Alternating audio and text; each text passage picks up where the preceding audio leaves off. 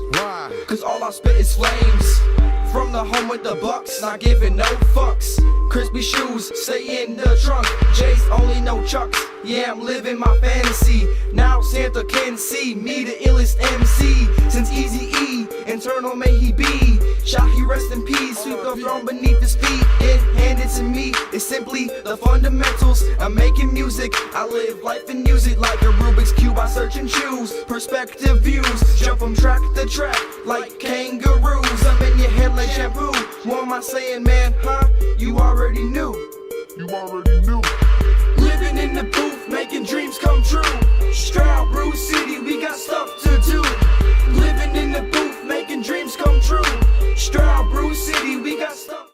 What's up, people? That was the boy E-Dubs, who's going to be on later in the podcast. I hope you guys are feeling good. This Wednesday, I have a seriously big podcast for you because not only do I have my shenanigans and current events, also have a podcast interview that I did with E-Dubs, hailing from Milwaukee, but that's going to come later in the podcast. For now, we got a couple things to go over, like what I'm currently doing. Your boy's cooking rice. Yes, once again, I really do try to get it done on the Sunday, but sometimes it just don't get done like that. So there's going to be a couple of pauses in between so your boy can make his rice and make his rice right, because you guys know that the window for perfect rice is pretty small. So yeah, talking of pauses, I'm going to do one right now. And we're back. Ladies and gentlemen, that is the magic of the pause button. For you, I was gone for maybe a second. For me, I was gone for 5 whole minutes. Whoosha! So, yes, let's get into what have been... Okay, check this out. I got my hair cut early in the week because, brother got paid and my hair was a little bit monstrous, so I had to get my hair cut. Now, I was at the barbershop. Now, I was super overdue. Like, my facial hair, it motivated women across the street. That's how bad it was, right? So I go to the barbershop, and my dude was busy. He had 2 dudes ahead of me. So he was like, yo, are you cool with waiting? I said, yo, I'm chilling. Now, there was an empty chair next to him with a barber that was ready. But I still sat down and waited for my dude because we all know the barbershop rule is empty chair is empty for a reason. Not dissing you if you're the new barber, but if you are the new barber and you have no clientele and no one knows you, you're not gonna risk on a newbie barber, because if he messes up, you got 7 days to 28 days to wear that mess up on your head. Because if he messes up too bad, there's no getting it back. You just gotta wait for it to regrow. So I decided to wait my guy, and I felt bad for him because he was eating food, sitting aside. He was asking everybody if they wanted a haircut, but don't get me wrong. He wasn't like, hey, do you mind if I cut your hair? Or, hey, I'm new. You want me to cut your hair? He was like, you want trim? You want trim? You want trim? If that was a job interview, he'd already failed for me. You don't ask me, you want trim. I'm sorry, you need to have a little more decorum, bruh. I don't know you from the proverbial Adam, so you need to step correct if you're going to ask me to let you cut my hair. And me to pay you for this service, you need to come correct. And you want trim wasn't good enough for me. Sorry. Now, while I was waiting to get my hair cut, there was this woman who brought her kid there. And the kid was cute, maybe about 3-4 years old. Now, I have a rule. When it comes to cuteness, if the kid acts like a prick in any way, shape, or form, they're no longer cute to me. This kid was running riots, trying to grab chairs and throw them to the ground, giggling, trying to grab glass stands and shaking them so they fall over, laughing at the same time, grabbing people's bags and bookcases. She went to go grab a bottle, like a glass bottle of drink. I had to just intervene by just standing in front of her. She looked at me with a smile and just be like, hey, I'm bad. What you doing? I'm trying to break things. What you doing? And I just stood there until the mom stopped talking and, got the kid. Now, I ain't no child raiser. I'm not. But I can tell you one thing. That child was overdue for a beating. One good slap across the mouth is all it'll take. There's a power. What was that pain? Did I feel pain? Guaranteed that kid don't get beat. I know the kid don't get beat. I can't talk out of turn. When I'm a kid, I couldn't talk out of turn. If my mom wasn't talking to me and she talking to her friends and I'm talking out of turn, like, hey, mother, no, that gets the look. And the look is the warning. Like, if I have to look at you again, the look's going to be followed by the slap. And the slap's going to be followed by the belt. And the belt's going to be followed by multiple belt lashings. So I knew my place. It was not anywhere near my mama's conversations, her expensive plates of cutlery. It definitely wasn't around glass. Oh, me? Kid? Glass? Oxymoron. Could never be around glass as a kid because my mom would beat me black. And I'm already brown. I would be so Wesley Snipe, it wouldn't be right. But, you know, I slowly digress. But I was just really just like, this is what kids are about. This is what kids are about these days. Just being bad. And only because they're cute, they get away with it. It ain't going to be cute when they're 8 and 9, they're breaking bigger and more expensive things. It ain't going to be cute then, is it? Cuteness doesn't exist when they're being bad. They're being a prick. Recognize. Now, on last Friday, I had this show and I was hosting and it was fun. You know, a lot of parents and stuff were there and it was cool. I sort of felt bad for like the performers though because the audience didn't give as much enthusiasm as they could. It looked like they were kidnapped, to be honest, and brought there against their will, the way they were acting. But that's not what the story is about. I had on these flat shoes, these off-brand Converses. You know, they're not Converse, they're non-Verses. That's what I call them, the non-Verses. Now, the non-Verses, they look the part, but they're flat at the bottom. I mean super flat. Flat to the point where it hurts my foot. Anyone who has my Snapchat saw my Snapchat of me just I couldn't walk up a hill. I walked a good maybe, say, 10, 20 minutes, but then my feet were like, tap out, we're done, we can't do it. I had to get the bus up a hill. And I don't mean home, I mean up a hill, to then walk up some more steps, to then get to my home. Those shoes are now in a dumpster. Why? Because they hurt my feet worse than anything. And I've done foot training, I've done running, I've done climbing, I've done barefoot activities. Nothing hurt like the way those flat shoes hurt my feet. Oh my goodness. It was pain beyond anything I've ever felt. Just want to share that, guys, with you. Share that with you guys. All right, so we got some shout-outs. We don't have as many shout-outs as we had last week, but we have some powerful shout-outs nonetheless. First one, Shit's Legit. Literally, that is the name, Shit's Legit. The description, here we go. They are now on Twitter, searchable under the Legit Podcast, or if you prefer the feed, it is www.shitslegit.net category podcasts /feed. So that's shitlegit.net /category/podcast /feeds. Reason why they get a shout out? Because they favorited your boy. They favorited the podcast. And if you show promo, you get promo. Love is love. You can find them on Twitter, @shitslegit, no comma, no underscore, just shit legit, all one word. Another one, shout out goes to my boy, Afro Solar, for our favorite, always supporting the podcast. Big shout out to Afro Solar. He's giving me comments, he's giving me shout outs on Facebook. Big shout out to the guy, because the guy's looking out for the podcast. And it just makes me feel like people really care. And that means so much to me. Another shout out goes to Santo the Human, producing Fire Hackers right now. Episode 4 coming up. Imaginary game dev. I'm guessing that's development. Reason why? Favoriting. You can find them at Santosuke. That is SANTOSUKE. And you find that on the Twitter. Icon, a music artist. You can find them at SoundCloud. That is soundcloud.com/ICXN. Icon, doing big things with his music and also with Guap Magazine. People, check out Guap Magazine. The website is up. That's GUAP.co.uk. And if you guys want 1,000 pounds, I'm talking if you want 1,000 pounds, I'm saying if you want 1,000 pounds, enter the Guap Selfie Challenge. That is also on guap.co.uk for more information. And the last shout out, but by no means the least, and this is a big shout out for me because this is the Needs TV. They hosted the podcast on their site. Yes, I got a random message saying, hey, your work is being featured on the needstv.com. I was like, oh my goodness, my work's being appreciated, and it made me feel good. Now, watch the internet your way. The hottest about TV series, and TV programs all in one place. That is theneeds.com. Repeat, that is theneeds.com. You can go to theneeds.com directly, or you can go to @theneedstv on Twitter. Now to the recent news. Jeremy Clarkson is dropped from the BBC after his incident in regards to punching a producer in the face, or something along those lines. Now, personally, I didn't see it coming. I didn't think he was going to get fired. But, I mean, there's been mixed opinions about it overall. When you punch a guy in the face as a producer, you're the star of the show. Honestly, stars have a lot more sway than a producer, but I'm guessing he must have punched him in a way where he's like, producer's like, yo, fire him or BBC gets a lawsuit.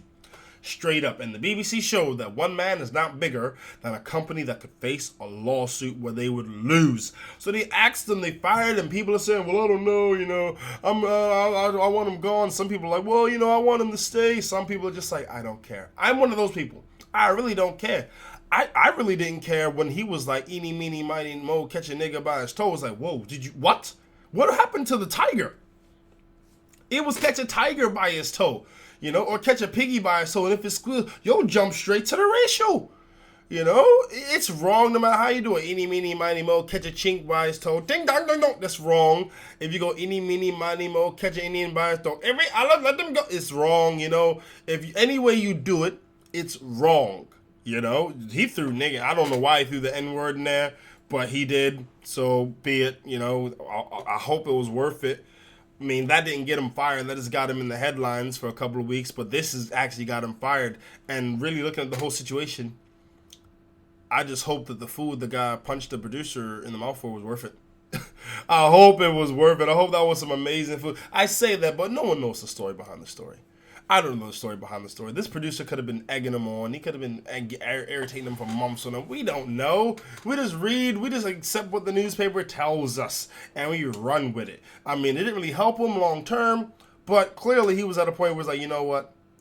All the money I make, all the fame I have, the notoriety, the commercials, all of those pale in comparison to punching him in the face right now. And I'm telling you, you're going to have this moment in life where all of the things you've achieved, all the things you've done, really don't seem as appealing as punching that person in the face. And I hope you make the right decision, unlike Mr. Jeremy. All right, next up, cancel Kanye from Glastonbury Festival. Glastonbury Festival, people are signing a petition to try and cancel Kanye because they're trying to keep it to the roots of it. Now, if you're not careful, this can be easily misconstrued as a racist action. They're not trying to say it is. They're trying to say that it's rock. So they're trying to keep it rock. A rap act shouldn't be, the one headlining it. Personally, I'm saying let Kanye get his money. His wife's a whore. She takes pictures of herself naked. The child's going to have the mother as a whore. Let Kanye have some fun. Let him have a freaking festival, That's all he want. Just to do his music. He can't get his fashion. Let him get his music. Don't hate on him. Kanye ain't done nothing to nobody but say he's a genius. That only affects Kanye. Let Kanye have his time. Because with the way he's going to be crazy. I mean, crazy. Michael Jackson crazy, where he's got his own ranch, where he has his own freaking clothes for his own fashion shows that no one attends, but he hires paparazzi to take pictures, and the models are all stuffed dolls. Maybe I'm going too far into this. Long story short, if Kanye can integrate rap into rock, let him, because the guy is an amazing, amazing producer, and Kanye's been able to do pretty much any and everything from mixing old school with new school, creating old school 70s and 60s tracks to make it relevant with rap music. The guy he's freaking phenomenal. So let him do his thing. For all you know, he may do the best show at Glastonbury that it's ever seen, but you never know till you let him do what he do. Right. So, next one. Diudon, I don't know if I'm pronouncing this right. I hope I am. If I'm not, I apologize. Diudon, this French comedian / satirist, he's sentenced over a Facebook posting. Now, what it was, he made a comment on his Twitter, and this is just his Twitter. He didn't say this at a festival. He didn't say this in public, like in front of people. He just said this on Twitter. So anyone who wanted to find it had to search for it. He said something that was considered favorable, like in a favorable light, the acts that were committed by the bad guys who did what they did in France, the shootings and stuff. So what he said was seeming to be in sympathy of the attacker. So what? I feel sorry for the Native American Indians, but I'm glad that the Pilgrims wiped them out when they did, or who knows where a brother would be, because I was born in America. I can tell you, I wouldn't have been born in the USA if the Pilgrims didn't mercilessly slaughter the Native Americans. Not trying to hate on the natives, I'm just saying that if that didn't happen, a brother wouldn't be there. Why can't you sympathize? What's so wrong with it? Can't you? Is it not right to say, you know what? I can see why he punched them in the head, or I can see why he shot those people. There's two sides to every story. Apparently not. Now, the guy got a fine of 21,000 pounds. And if you're in America, I'll break that down for you. That's like 30 G's. And if you don't pay it, he can go to jail. Now, the thing is, this guy didn't just randomly say this one day. He's made national headlines of his trademark Quinnell, which is a hand gesture, which is like an inverted Nazi salute. He's been national for that, you know? He's made national headlines for that. So it's expected he's going to say some crazy ish. So I don't even know why it's a problem. But his arrest and that of others who've actually gone to jail for up to 4 years has raised questions about free speech in France. Here's the question. Is there free speech in France? And the answer is there's not. If you can get sentenced to jail over something you say, free speech is out the window. You don't have free speech. That's it. You should be able to say whatever you want. It's up to people to do what they want with what you say. And if they want to get offended, cry, hurt someone, that's up to them. But to condemn a person off something they say that's an opinion that isn't even a true opinion, he said something in humor. People assumed that it was in light of what happened. It was sympathizing. He never said he was. You know, he even condemned the acts as it went down, but that wasn't good enough because he made a joke. I make jokes every single day, and if someone wants to get offended, walk away.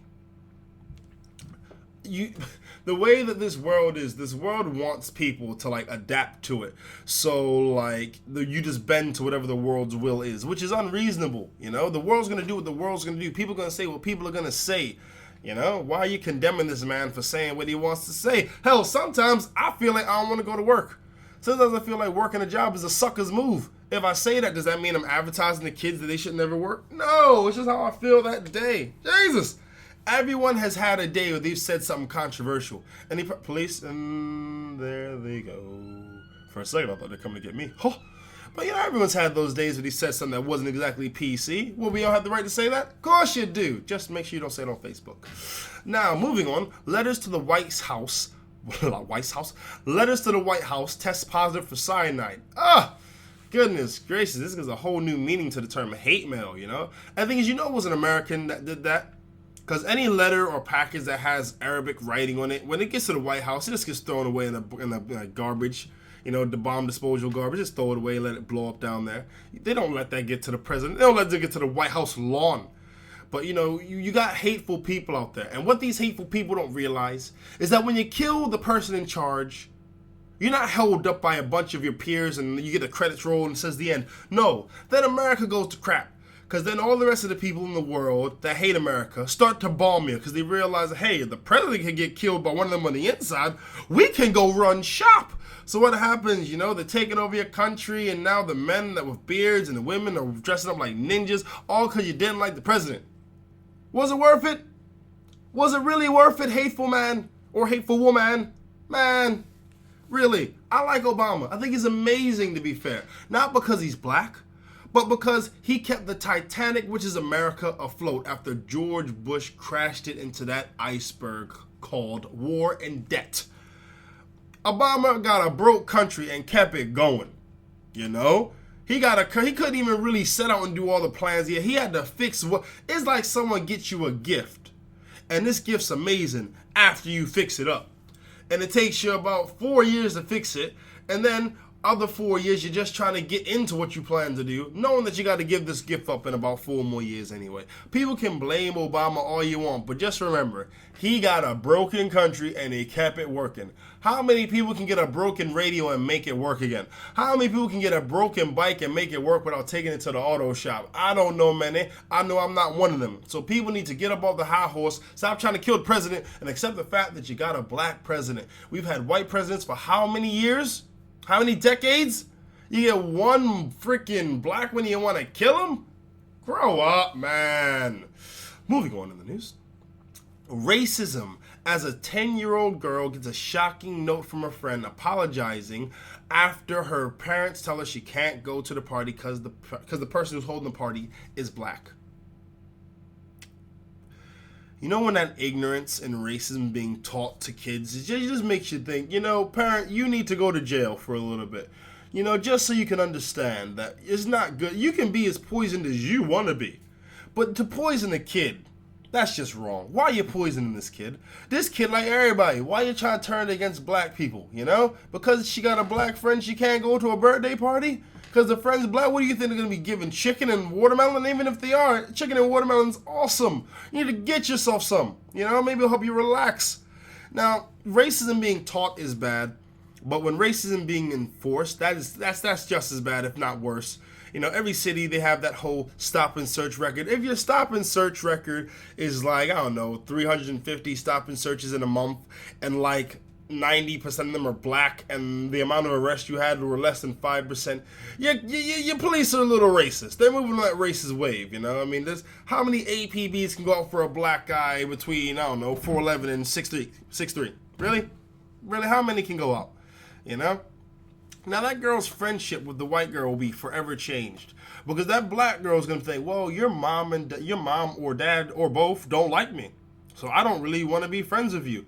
I mean, it'll be very mature if she has the mind for, well, I know your parents is tripping. That mean me and you are cool. Me and you are cool, Amanda. I know your parents be tripping, but me and you are still cool. It doesn't affect us at all. And I hope that white girl's parents weren't black. I mean, I hope her teacher was not black, because if you are a black teacher, and you know your white children's white parents don't like you, you are just waiting to bring them in just for any little thing. Because social service, they don't care if you're black or white. They just want to get the parents out if they're doing a bad job. So, it's a shame that you're messing with your kid's mind. It's a shame when you poison him. Check this out. Suge Knight faints in court. Now, firstly, the headline is absolutely misleading. It's saying it like he just randomly fainted when they're like, Mr. Suge, no, it wasn't like that. He fainted when he was told his bail will be set at $25 million.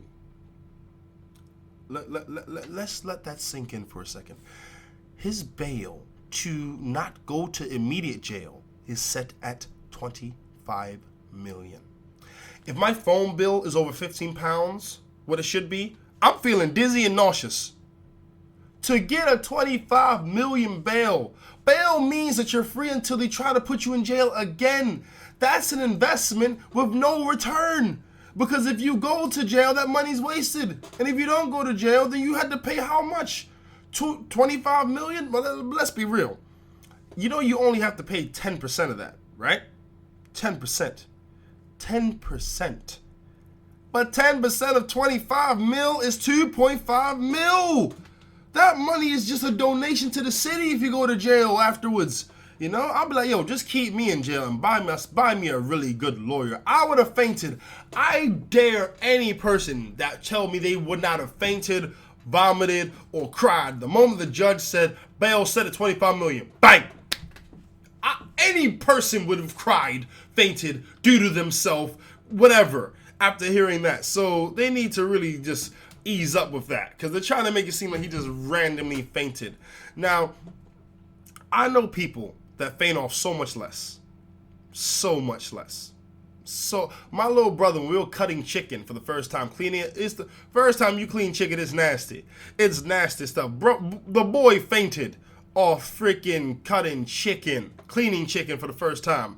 So don't you dare try to tell me that, hand in the air, hand on my heart, being honest, your boy would faint if he was told that his bail is set at 25. I barely have 25 pounds, let alone 2.5 million.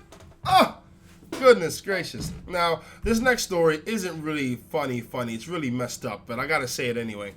Teenage boys were forced to fight and perform sexual acts on each other. Now, this is a weird story, because these two boys were on a bus, and they were intimidated by a guy that they thought had a knife. So he intimidated them off the bus by acting like he had a knife. Then he got them to rob a store via intimidation, got them to fight each other via intimidation, then got them to perform sexual acts on each other under intimidation. Now I'm just thinking, wait a minute. What were these boys taught growing up? You know? I mean, how close were they as friends to let this happen? I mean, it's clear that these guys were scared of their own shadows, literally, which reflects how they were raised. But seriously, not at one point did both of these guys be like, hey, yo, you run left, I run right, we'll meet up tomorrow. Really? Anything, you know? I mean, these guys had to be scared for their life, but they were so scared that, you know, homosexuality was a good look, robbing the store was a good look. Parents need to stop raising their kids to think that the world is all nice and okay and you don't need to protect yourself, because it's nonsense, you know? And the story is so weird.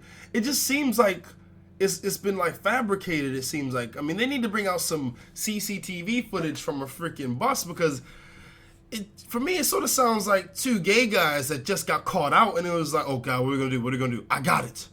We'll say that a guy made us do it. Yeah. We made us rob a store. Yeah. Then he made us fight. Yeah. Then he made us have sex. Yeah, that's how we'll explain it. That way we don't have to tell our parents that we're gay. Yeah. People, before you get all upset, please understand that I'm making some jokies. Before I keep going, by the way, I want to stop because we are going to get into the interview with E-Dubs. But before, I want you guys to hear a song by E-Dubs to bring us into the interview.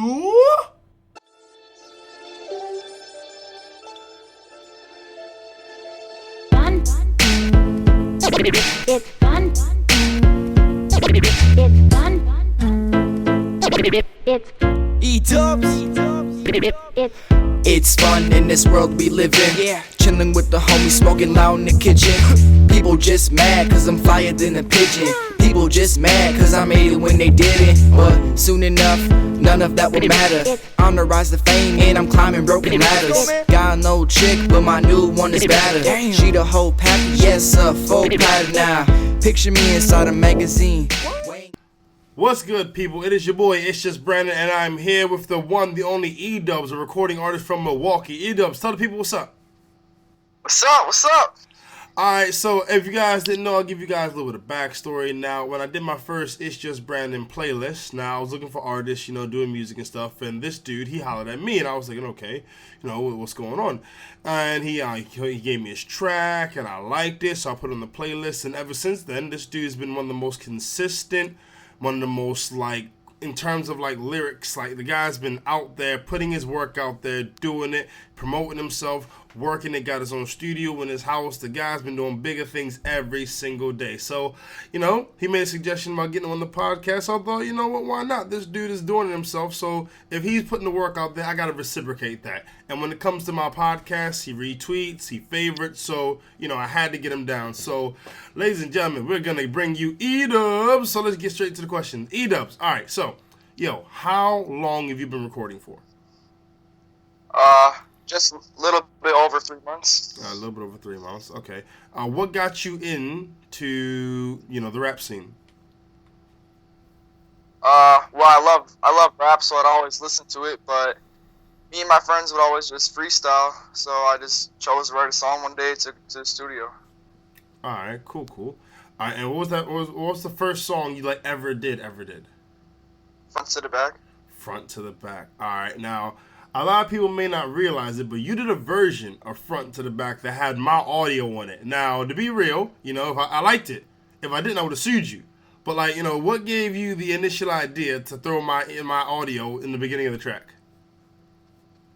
The way you announced my track just brought, the track power. You were like, we got Front to the Back by E-Dubs, and then the beat dropped right there, and it was just so awesome right there. I won't lie, I felt like a DJ when I heard it myself. I was so excited because I was just chilling, getting ready for work in the morning, and then you sent me the link, and I was like, oh, snap. I remember listening to this, but let me hear it again. Then I heard my voice, I'm like, wait, that's me? I'm on a track? Oh, snap, go E-Dubs. I did a little dance on my carpet. It felt good. All right, now, The big question I think I know I have is, when is your EP going to drop? Ooh. You know what? I want to drop something. I do want to. Mm-hmm. But right now I'm just working. I'm making songs. Okay, so you're sort of working up to the EP. You're not just going to jump into the EP. You're going to work your way up to the EP. Then you're going to drop it. Yeah, what I want to do is I want to make a lot of songs. Mm-hmm. And then search through those songs, choose the ones I'm really feeling. I want to put them all in one EP. Okay. That's sort of there's a no thing. Yeah, there's no title yet or anything. I'm just waiting for it, basically. So you're just creating and collecting. You create some music, you collect it all together, create some more music. So by the time your EP does come out, you may give us 12, 14 songs, but you'll have a bank of songs. Yep. That's a good look. All right. Now, I'm not a rapper. I mean, I couldn't be a rapper because, I sound too nice. What do you do when you hear like a good beat? Like if I'm chilling or I'm walking down the street and a car drives and I hear a good beat, the first thing I do, I get my phone out to try to use Shazam so I can try to find out what that song is because I want to know what that is. I want to know that beat. I want to like vibe to it. But like, what do you do as a rap artist? Because beats for you and beats are like your blood in terms of like how you get yourself out there. A good beat can make or break you. So What do you do when you hear a really good beat? If it's a really good beat, I'll start freestyling to it, or if I'm like in my studio, I'm listening to the beat, I like close my eyes the first view of the beat to let it play, and I kind of see like a movie going on. And like if it's a happy beat, I kind of base my so-called movie or like song on what I see in my head, kind of. Okay. Now, do you do that? You know what I mean? Yeah.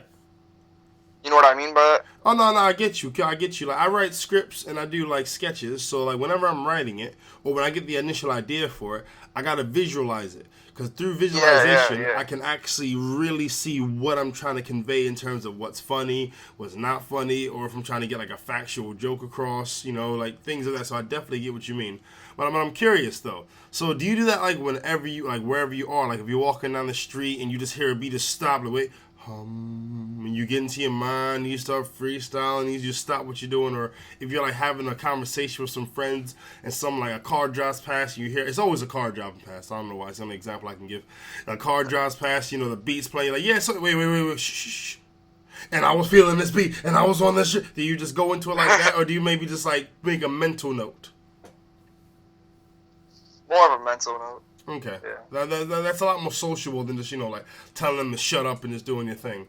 Okay. Hey, man, hold on. Let me go. Okay. Like, nah. The thing is, that was I'm like, yo, Dubs is crazy into his music. Yo, if he hear a beat, he tell his people shut up. That's how in his beats he is. You know what I mean? Like, if you were in school, that'd be crazy awkward. Like, if the teacher's talking to you, a beat came with, like, oh, teacher, just shut up. You just go into your beats, start freestyling math. It'd look cool, but it'd be a little weird. But you know what? There's been times in school where I've had my earbuds in and played an awesome beat, and I just zone out, and I'm just sitting there like freestyling quietly, and I write it down. I'm like, ooh, this is nice. And my teacher's like, what, Eli? I'm like, what? You're in completely different worlds. No, that's a good look. That is a good look. I'm not trying to advocate to any kids out there that you should be listening to music in class. I'm just saying, if you get your inspiration, you run with it, regardless of where you get it. That's what I'm saying. I don't want to get it out there. Yeah, well, Edub said I can wear headphones in class. We're not trying to say that, kids. We're trying to say you get inspiration, you run with inspiration. Just want to get that clear for a bunch of parents be writing those letters. Oh my God, Edubs and ItsJusBrandon saying that our kids shouldn't listen to the teacher, just have earbuds. No, we're not saying that. All right. Now, who are you, Edubs? Who are you listening to at the moment, at this current moment in time? Who are you listening to? A lot of Kendrick. Even before his Pimp a Butterfly dropped, I've been listening to him way before that. Now everybody's like a Kendrick Lamar fan. So you were like an OG as like a Kendrick Lamar fan, and now like the butterfly thing, and everyone else jumping on you like nah. I knew Kendrick Lamar when he was just Kendrick. I knew him way back. Okay. All right, let's yeah. Huh? I listen to a lot of Kendrick. Mm-hmm. I also listen to like a lot of local rap, so I can kind of like know what's out there. Okay. See who I can collab with and stuff. You know what I mean? I was gonna say, because like, a lot of people will mention like the big names, but like in terms of like the non-big names, I know you did like a track with Epic Hero. I featured Epic Hero stuff from the podcast before. Like in terms of like people who haven't made it, like who are you feeling at the moment? Dude, a lot of Rob Hicks. Mm-hmm. Rob Hicks is actually thorough. Rob Hicks is thorough. Yeah, I play him at least every day. Okay. Shout out Rob Hicks. I had him on the podcast in terms of his music. Shout out Rob Hicks. Shout out to everybody at Sounds of Faith. Oh, shout out to all that. Yo, that is a solid crew. I'm surprised they don't have a Facebook solid. page. I listen to all their stuff, dude. Did he have a Facebook page? Because I haven't found it. Do they have a page on Facebook? Yeah, I think so. Okay, I gotta get up on that because I really, really like the hustle. All right, okay. Now, this is a challenge question now, okay? So, and I want you to listen. This is a challenge. Okay? So, loosen up, all right? Now, who would you choose to produce, sing, and rap on your ideal track? This is your ideal track. You can have anyone alive or dead. So, to produce the beat, to sing on the track and to rap on. This is your like claim to history. So who would you have on your track? Alright, I'd have Dr. Dre produce it. Okay, Dr. Dre, that's a solid pick. You can never really go wrong with Dre. Dre is solid no matter what. And he's about business. He is about business. So you know you're going to get that. Alright, I got for singing. For singing, who's going to let the vocals? There's a lot of singers out there, male and female, who've been doing them things for years, decades. Remember, Alive or Dead. Alive or Dead. Alive or Dead? Let's see. Well, you know what? I love how Lauryn Hill did that chorus for Nas, so I'd have to choose her. Ooh, Lauryn Hill. See, I said Alive or Dead, but I also should have said Sane or Crazy. Because I want people to relax, though, because when I say sane or crazy, I'm not trying to say that she's lost her mind. I'm just trying to say her mind ain't in her back pocket. That's what I'm trying to say. Her mind isn't local to her right now. She a little bit off the wagon, but it's cool, because Lauryn Hill, she's still... I can't even describe how ill the Miseducation of Lauryn Hill was as an album. And X Factor is one of my favorite songs of all time. I love that song. Okay, so you got Dre on the beat. You got Lauryn Hill singing. Who are you going to have to rap on the track with you? All right, since it's going to make history, I'd have to choose Kendrick Lamar. Ooh, that may make history, but for the wrong reasons. Because I remember I heard Kendrick on Control. And when I heard that, I just imagined a knife just going in Big Sean's back and Jay Electronica's back. Just a knife just going, not even a quick stab, a slow stab in the back. A lot of people say, well, that's rap. That's rap. Nah. If me and you playing basketball, then all of a sudden, you spike my Gatorade and I feel drowsy. That ain't cool. We're not on the same team at that point. So actually, what was your opinion on that, when that whole Kendrick Lamar Control thing went down? What was your opinion? He killed it. Like, I don't know if he was necessarily dissing everybody, but to me, I feel like he was calling out who's at his level, in a way. True, because just showing he's at the top. Like he's the king. He's trying to show that he's the king. That's true. Okay, fair dues. So you'd be cool if you did that on your track to you. Oh, no. Nah. Like, you know what? Yo, Kendrick, that was ill. Turn off everything. Erase his beat completely. Just erase it. I have to go back and rewrite my verse. Yeah. There you go, Liam. Yeah. Kendrick, no. I was ill, Ken. I was ill. Yeah. And I said, Kendrick Lamar, is Kendrick like a giraffe? I don't give a shit about him. Nah, I could see that. I could feel that. As you can tell, I'm not a rapper at all. But, all right. So, moving forward, how do you feel content, how important do you feel content is in rap music today? So the content is what's in the actual music, not just the beat, not the girls dancing and shaking and twerking, but the words. How important do you feel the words are in rap today? Words, they're really important because, now the content has gone really down. Okay. Everybody's a rapper nowadays, if you think about it. True. Yeah, everybody's a rapper now. And the content's just so down. It's talking about, it's, doing stuff that you're not doing. Yeah. It's okay to have a broad subject that anybody can relate to. Mm-hmm. But if that's all your music's about and it's not anything else, then I don't really think content's there. I think you're just, like, a puppet for money, I guess. It's funny you say that because I think one of the artists that got a lot of slack for her content was Iggy Azalea. Now, Iggy Azalea, she came on the rap scene. She's Australian. She's doing her thing.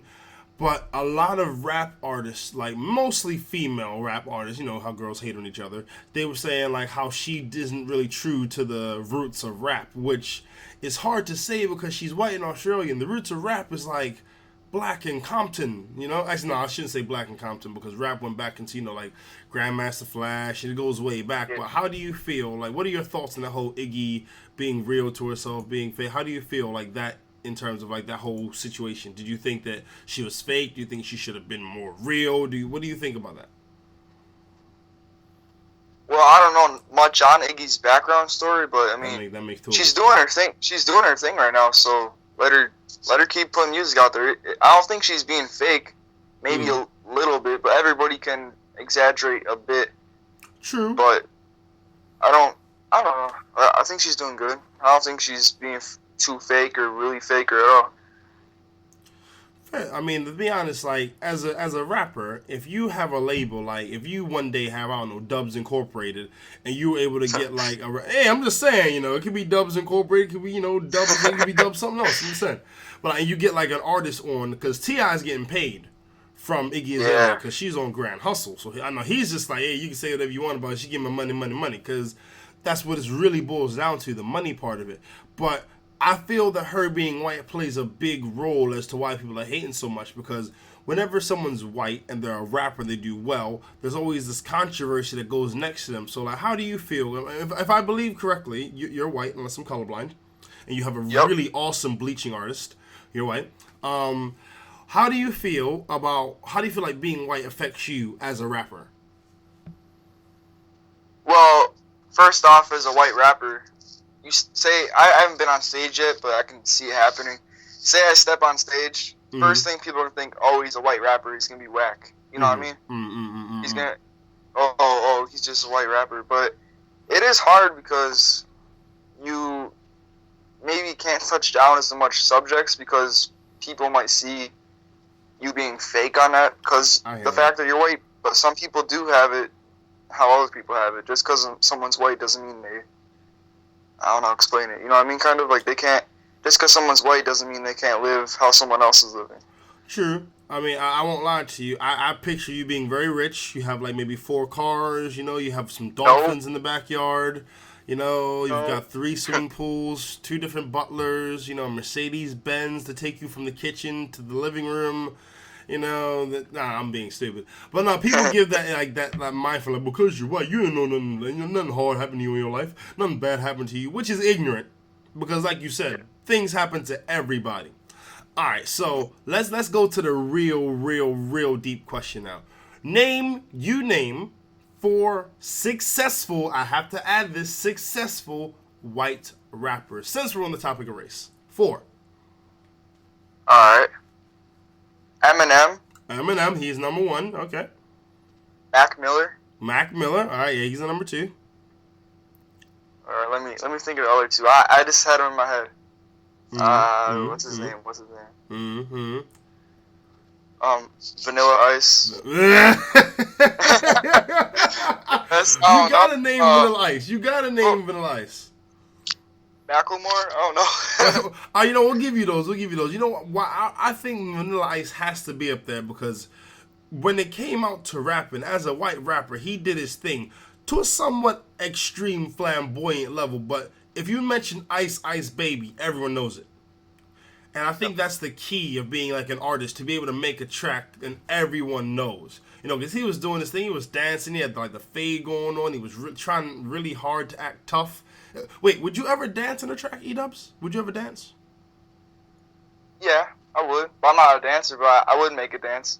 Actually, for front to the back, I want to make a dance, but not for me, like for the girls. Oh, okay. Ladies, this is exactly what y'all going to do. I'm going to show you, you're going to do this, okay? You do the dance. Oh, wow, that's weird. No, but you do that dance, though. Yeah, E-Dubs Incorporated. Yeah, can't stop. Don't stop. E-Dubs. Don't do that.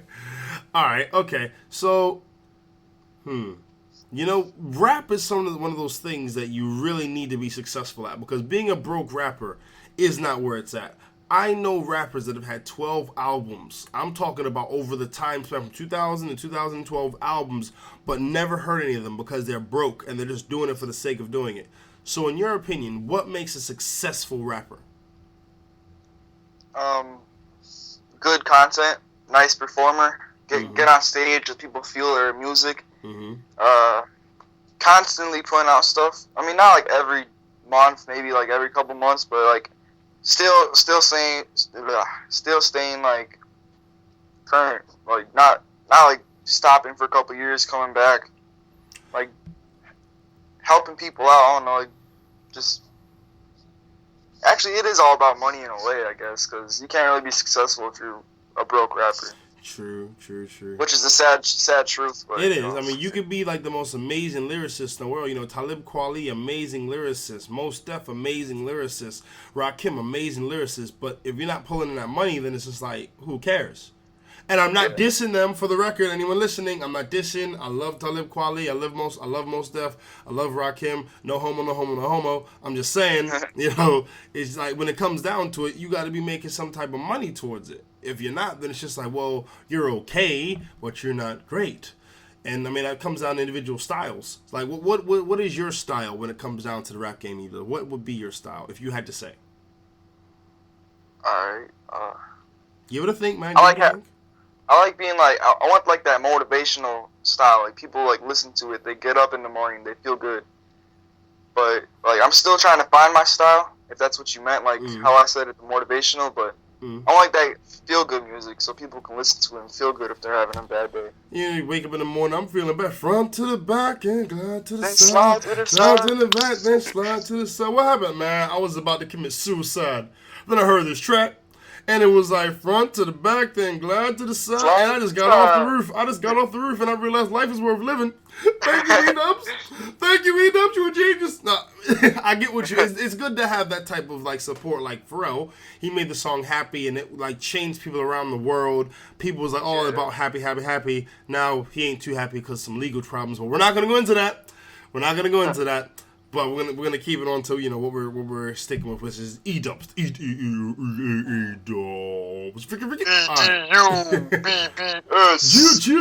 Chill. All right. So how do you get your music out there? All right. So I got a Facebook page. Okay, so we got Facebook, social media. E-Dubs. I got Twitter, Instagram, everything. I basically Twitter, Instagram, Facebook. record the song, put it right to SoundCloud, Right. share the links everywhere. I got a YouTube account too, but I haven't been on there recently. I'm going to start going on there and putting music out on there. Okay. But basically, nowadays, it's all social media. Well, for real, absolutely. I mean, you don't even have to hand out flyers. You can put a flyer on Facebook as your cover photo or something, and people will see it like that. I mean, I had to change my page on Podomatic because I was getting a lot of attention. And the page setup I just did it to put something there because I was just in a rush to get the podcast done. But I've been getting a lot of attention, so I had to change it. I made a logo, and I made myself a picture of me, but like a 9-square grid. Yeah, I saw that. Yeah, so I tried to change it up because, like you said, being current, always putting stuff out there. If I just sit with the same thing all the time, my attention will be there, but it's going to drop and drop. Yeah. So definitely always on the up and up. Now, would you be interested in forming a team, or would you rather keep doing things yourself in terms of E-Dubs' production of music?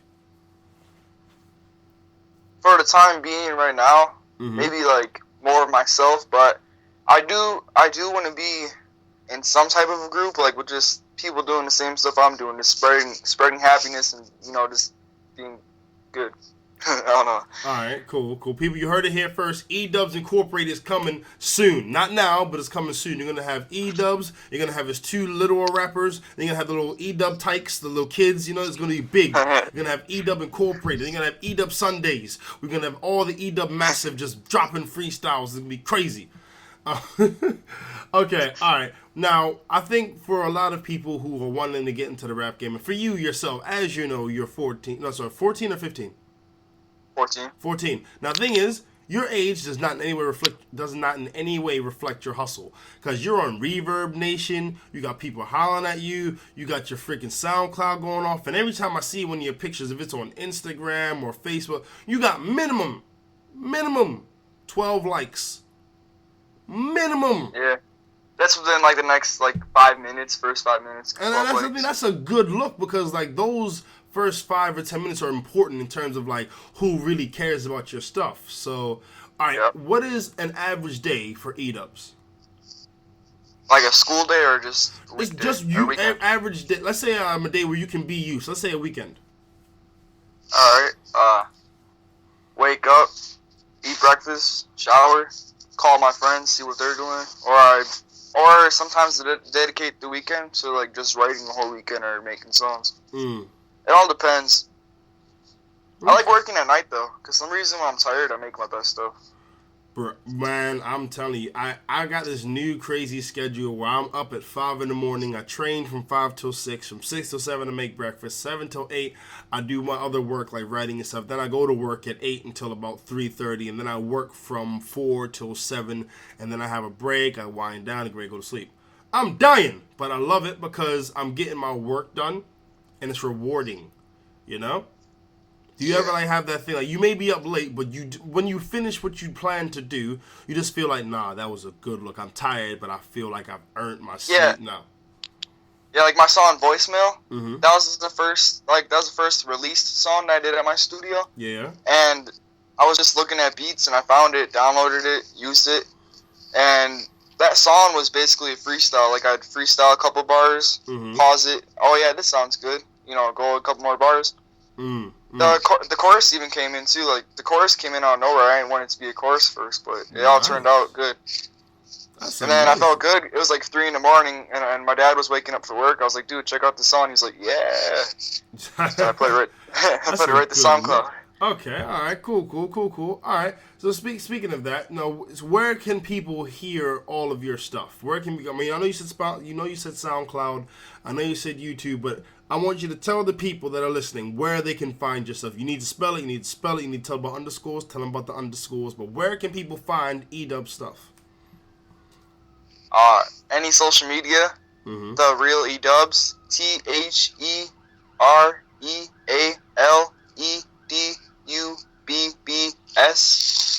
That's Instagram, Twitter, Facebook fan page. Your Facebook page is just E-Dubs, EDUBBS.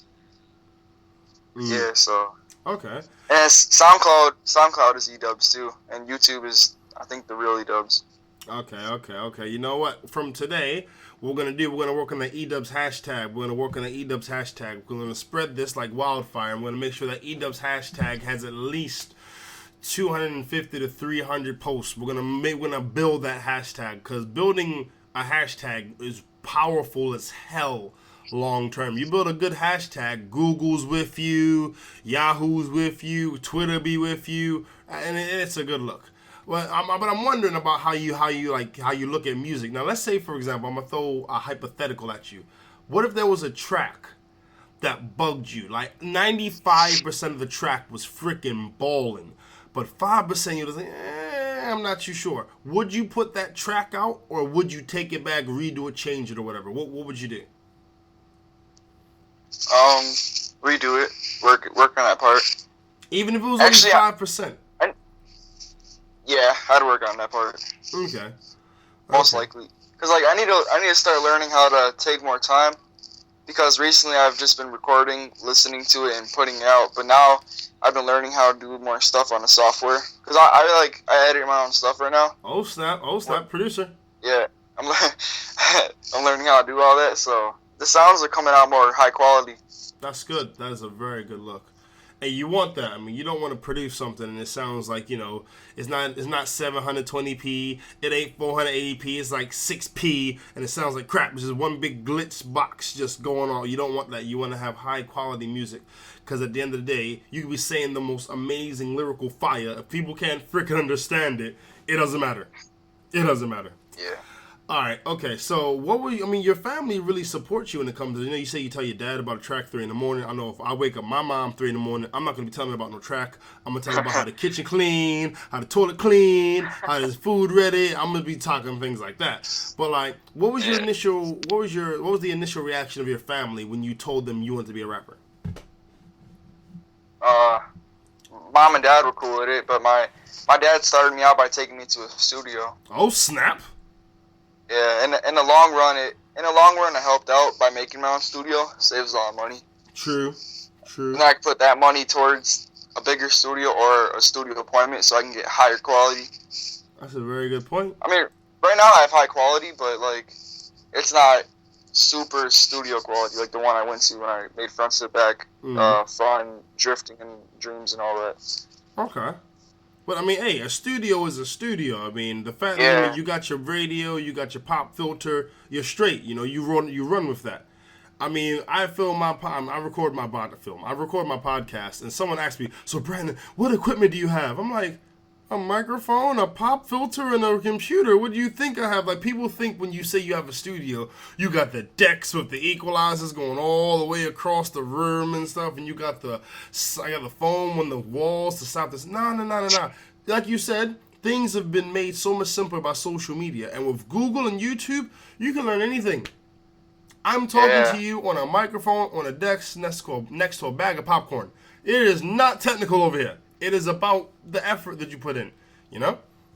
What I do for my studio, because I don't have the foam on the wall, it's like right in my bedroom, so I just make sure my window's closed so I don't get any noise from outside, my door's closed. That's all you really need for right now. Okay. Now, E-dubs. I want to ask you, where did the name E-dubs come from?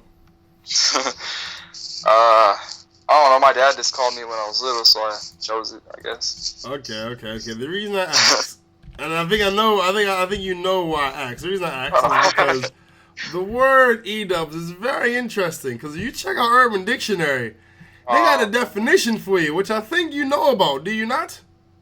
I know about it. Oh, yes. E-dubs is slang for Emma Willard School, an all-girls private school in Troy, New York. I think it's a prep school. It's got lesbians, freaks are forced behind these gray walls for 9 months. I'm cool with that. Maybe I should go visit one day. Yeah, you'll go up there, E-dubs. You leave out the E-dubs, the baby daddy. You'll be on Maury and stuff. E-dubs are you, the father. If the baby can't freestyle, if the baby can't spit in the beat, then, it ain't got nothing to do with me. So, hey, I'm just saying. Yeah. All right, cool. Now, do you see yourself performing anytime soon? And if so, where? Because people want to see you. So where could they see you if you're going to be performing soon? I've recently met up with some people, and they took my CD out and showed people, and I think, I'm not sure, I'm not 100% sure yet, but I should have a show lined up by the end of school time, so a month or two, or a couple months away. And I think it's in Lake Geneva, Wisconsin. I'm not sure exactly where, but... Okay. All right, okay. So we've got through a lot of the questions for you. I think the last big one is, what do people have to look forward from you? Like, what are you going to have coming out very soon that people can look forward to? Of your music. Music, all right. Music, show, acting, whatever, man. What you got going on, E-dubs? Well, I'm going to be starring in a couple movies. I knew it. I'm just kidding. All right. By the time summer breaks out, I want to have my own logo designed and maybe a few T-shirts I want to start getting out. Cause people at school are always asking me "Hey, E-dubs, you got some T-shirts?" So I'm like, "Nah, not yet, but I'll have them soon." I want some, cause everybody keeps requesting them for the past month, and I just want to there's a demand. There's a demand. You got to supply to that demand. That's business, man. You supply to that demand. Yep, I gotta get on it right away. Okay, I have another question. This question just hit me. Would you perform at your school? Yeah. I've actually been asked to by my art teacher. Hey, that's promo. That's promotion. But she thinks I sing. Oh, wow. Front to the back, like, then glide to the side. Front to the back, then glide to the side. Nah, it's not even like that. It's not even like that. We have this huge table in the middle of the room, and she's like, "All right, Eli, we'll clear the table for you. Can you perform?" I was like, "All right, you got speakers, you got a mic?" And she's like, "No, you'll just sing it right here with no beat." I was like, "What?" Sing it. Ooh. Sing? I was like, "Wait, you think I sing?" She's like, "Yeah." I was like, I rap." Well, that's because you're a pretty boy. That's because you're a pretty boy. They think you sing. You know what I mean? That works for you because you're a pretty boy. You just switch it up on them. That's cool. That works for you. Maybe I'll drop an R&B track or something. There you go. I think you just keep it all. Just don't even try to sing really high. Just raise your voice a little bit. And you're like, front to the back and side, glide to the side. And it's just front to the back and glide to the side. It's going to make it. Bang. And you're set. Girls, oh my God, Eli, ooh. Girls throwing the underwear at you. Man, it's crazy. It is crazy. All right, yo. That is the end of my question from E-dubs. E-dubs, do you have anything you want to tell the people before we wrap this up? Okay, guys, I love you all. I swear to God, I love the fact that people have a sense of humor when it comes down to this. Because if you don't, you'll just get swallowed alive by life, man. Life is too short to be too serious. Yeah. You know. Actually, you know what? Speaking of that, I have actually something I wanted to work on. I'm gonna do a comedy album one day. I'm gonna do a comedy album with a bunch of tracks on. That's gonna be very comical, and I would love to have you, E-Dubs, on that album. Could I'm gonna have this as like a contract, an audio contract. Could I get you to be on that? Yes, you could. Oh snap! It is on and popping. If you guys thought you like front to the back and glide to the side, wait till you hear north to the south and east to the west. It is going to be fire. It is going to be so fire. Oh, E-Dubs, it's just Brandon doing it bigger than life. People, want to thank you guys for listening. E-Dubs, thank you very much for giving us your time, and we wish you all the best for the future. Everyone, get at E-Dubs, the real E-Dubs on Twitter, the real E-Dubs on Facebook, I believe. Is that the real E-Dubs on Facebook, or is that Instagram? Instagram and Twitter, the real E-Dubs. E-Dubs on Facebook. Get at him. And also, shout out to everyone who's doing their music and putting their work out there. E-Dubs, your inspiration, and dude, you're working hard. Keep it up and do not ever let it drop. Cool? Yeah, I got you. Alright, man. Take it easy. Yeah, bye. Yes, that was E-Dubs dropping some info for him. I hope you guys get at him. The dude is young. He's gifted. And I have to say, the brother is talented. And he's definitely doing his thing. So I hope you guys get at him. Going towards the questions. Hey, IJB, who is your biggest influence in your life? I've noticed you talk about a variety of different topics, and it makes me wonder about who's inspired you. You're American, and you seem to be a little bit British. I'll take that as an insult. No, I'm joking, people. Calm down, people. I'm just joking. It's not an insult to be British. No. So, who do you feel influenced? Okay. My mom, without a shadow of a doubt, is one of my biggest influences in my life. I have to say this because my mom has been there for me from day one. And I'm sorry, I have to stop this because I realized my pop filter fell off. So pausing, and we're back. Yeah, my mom allowed me to be raised in a way where I was able to really have a great childhood. And as I became a teenager, I started to ask myself questions like what I want to do, what I want to be. And she did help facilitate in a lot of ways, me discovering what I really want to do and who I really want to be. At times I had to challenge her. At times I needed to stand down. I needed to challenge about maybe 2% of the time and challenge 2% and back down about 98%. But if it wasn't for her intervention in terms of like how she was with me, then I wouldn't be who I am today. And I wouldn't have experienced what I've experienced. So without a shadow of a doubt, my mom is my biggest influence in my life. So I would definitely go with that.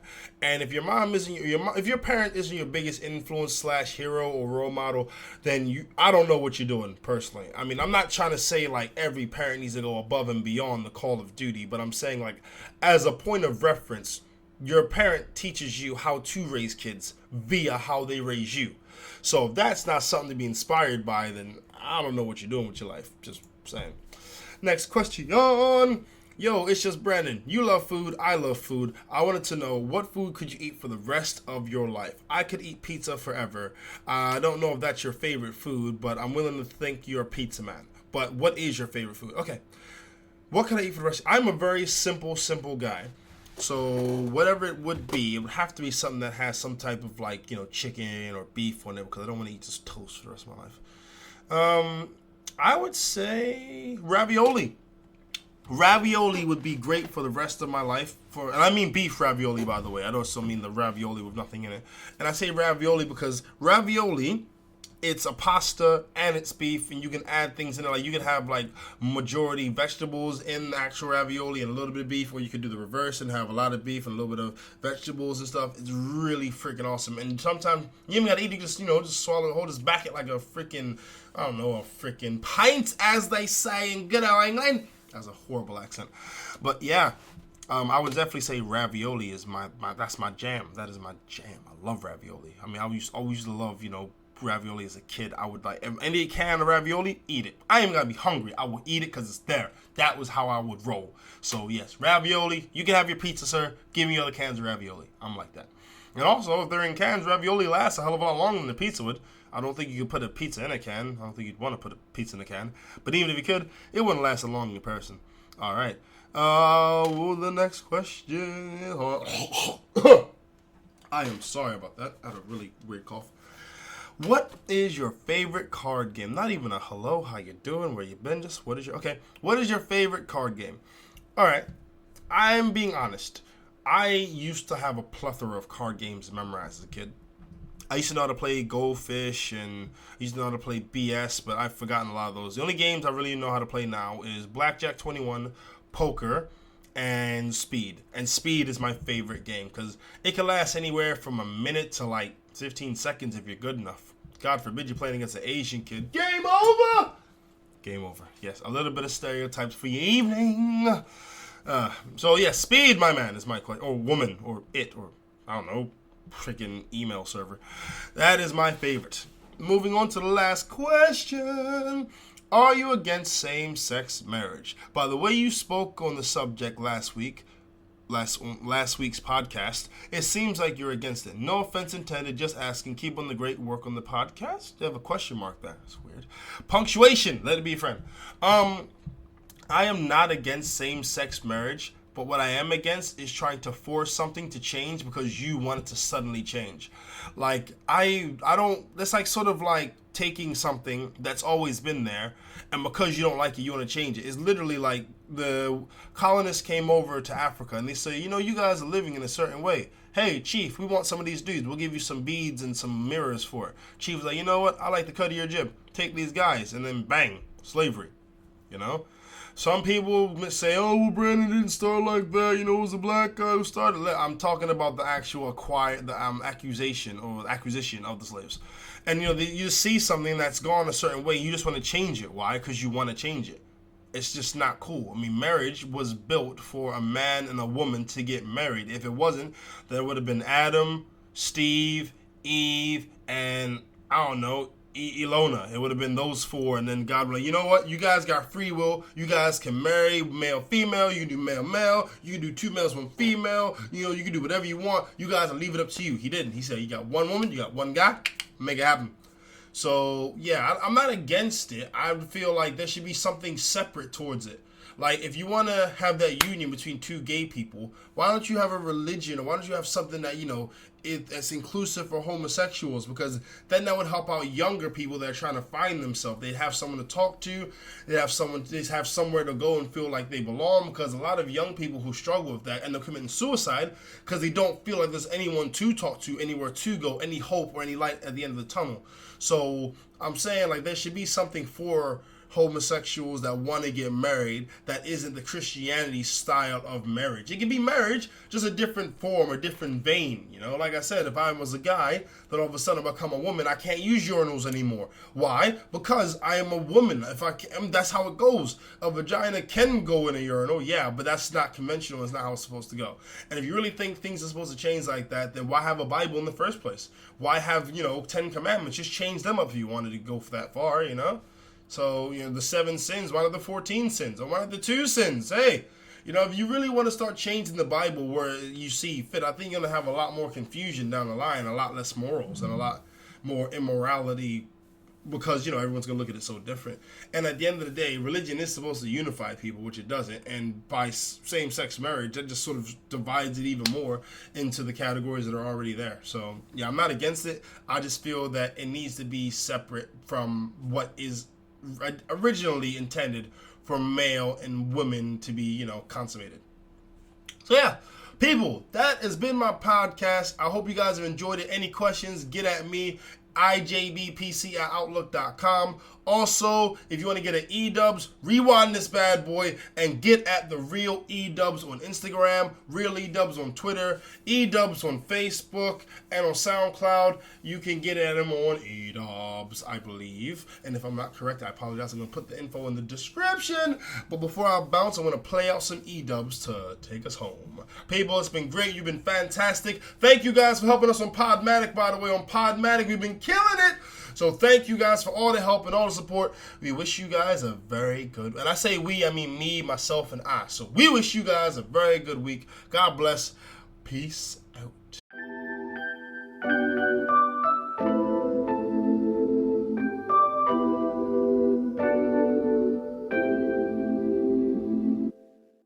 of these gloomy days, not trying to replicate, looking for a better day when I don't hesitate. Cold as shade, exactly how I want it. Cruising in the morning, straight up zoning like I'm frozen. My rhymes be selling shit, flow is so elegant. Crush weak rappers, I'm bigger than an elephant. New shoes, I cop that. Bad girls, I got that. Diamond, I rock that. Glad I found rap, man. Nike joggers and J's make me feel fly. Evil bloggers hate, make me wonder why. Should I rap? Do they want me to die or to follow my dream? Perhaps blow off some steam. Focus on counting Benjis up. Every day my goal is to get richer. Say no diss, but you a grown ass kid and can't handle your bits. Stay motivated and have a plan. Keep it up, you end up with the whole world up in your hands.